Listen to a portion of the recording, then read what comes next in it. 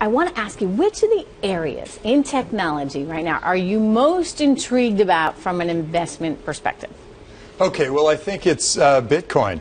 Bitcoin? I think it's Bitcoin because I think Bitcoin really has the potential it and other virtual currencies have the potential to transform the world pretty much the way the internet did way back when.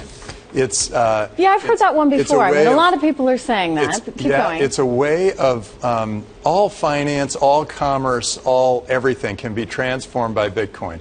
And it's like one abstraction past where we are today.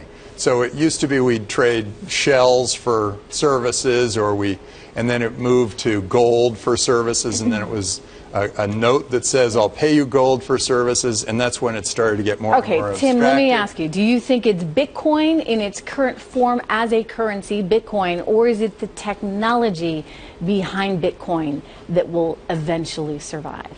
Well, it turns out in any industry there's always some movement, and there's a possibility that there are other types of coins that become more prevalent. But most of the entrepreneurs, most of the Boost companies, my son's Boost incubator, most of those companies are all building their infrastructure around Bitcoin.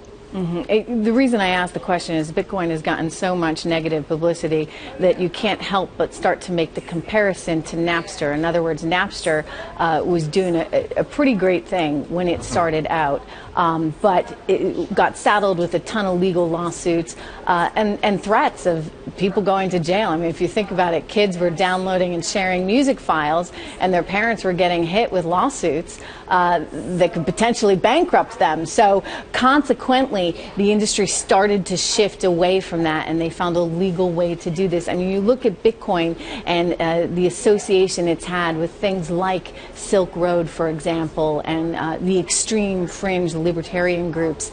And I only ask, will Bitcoin, with all this negative baggage, be able to survive all that?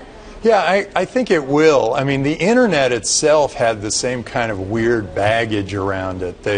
There was pornography going across on the internet, and there were issues of security, like we talked about earlier. And there were many issues as the internet was getting built.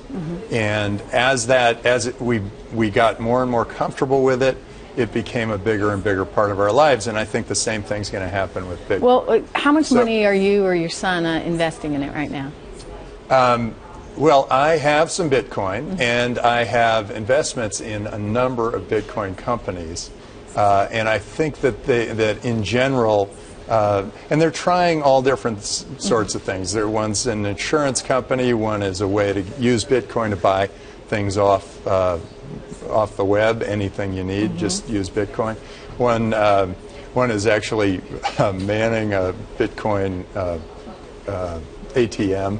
I mean, the only reason I ask is because, you know, you, Mark Andreessen, Fred Wilson, a number of people in the VC space have touted this and said this is great.